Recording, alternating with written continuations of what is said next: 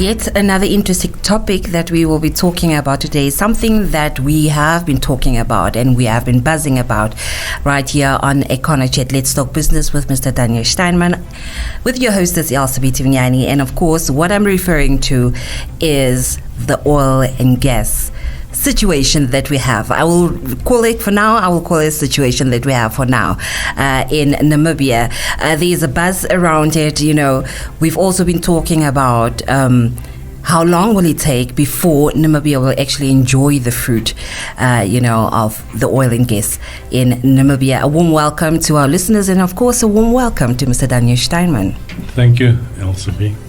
I'm so glad that you say we have discussed this, because if I remember correctly, you and I talked about this the first time more or less in the middle of 2022.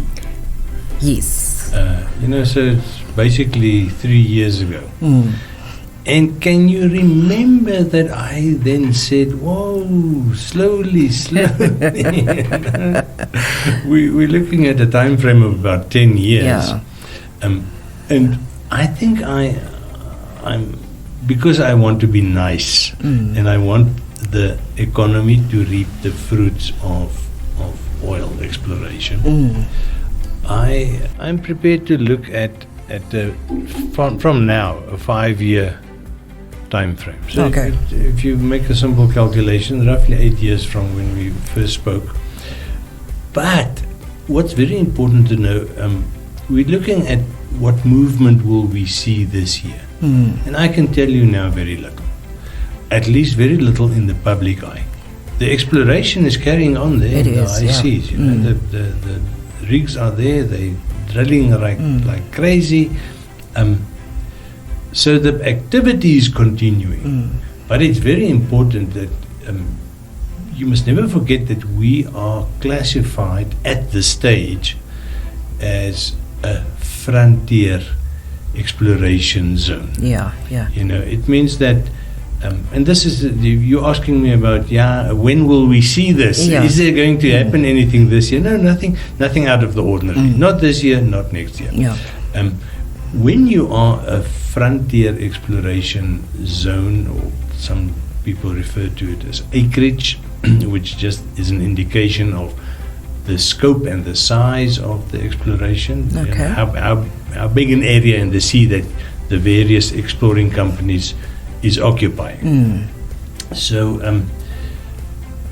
we are there where Guyana, which is now on everybody's lips. Yes. Guyana, and you remember I talked about that? Guyana and You have. Suriname? Yeah. Where we are there where they were 20 years ago. To give you an idea of what will happen and what can we expect. And there's a very simple reason. You need a vast infrastructure to sustain offshore oil extraction. Yeah. We don't have that. Nothing. Zilch. Zero. Nada. So that must all still be established. Yeah. And we are in the process. I mean, if you go to Ranjemund, you can't find a house there. Doesn't matter what you prepare to pay, there's simply nothing available. Every square inch of available accommodation has been taken. Yeah, it has. And I don't know how well you know Ranjemund, but it's this small postage stamp of a town, and it's square. Yeah. I mean, it's the area designated by the mine, and that's it. So if you want to grow Ranjemund, you must first change the laws that regulate development of Oranjemund. And you will remember, for the past 20 years, we've been talking about Oranjemund becoming self-sustainable and severing the ties with Namdeb and not being a part of the mining company and all sort of that. And as you will see, the movement was extremely slow. I mean, Ranjemund today doesn't look any different than it did 20 years ago. Certainly not. Yeah, and I've been there last year. So it's not that I'm talking 10 years back or 5 years back. I'm talking about very recently.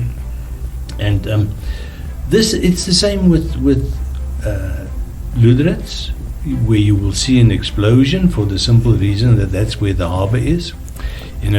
Big ships cannot dock or come close to Ranjemund. It's very interesting. The last time I was there, I met a chopper pilot. and he flies 3 or 4 times a week a very huge Sikorsky chopper from the Oranjemund aerodrome to one of the rigs about 160 kilometers out. You know, so when I spoke to him, I really came under the impression of what we still need to establish in terms of infrastructure.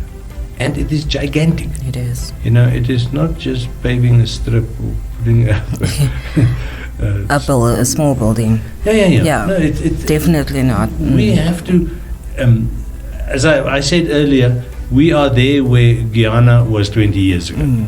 You know, so while the oil companies are busy exploring and finding out exactly where the oil is and the good oil is and the big volumes is, there's also the onshore dimension, the infrastructure I'm talking about. Yes. And both of them have to develop at the same pace, sort of, you know. And that is not a 1 or a 5 or a 10-year process. That is a long process. A long process indeed. And but we're just quickly going to take a short process before we come back and continue this talk. So please do keep it tuned.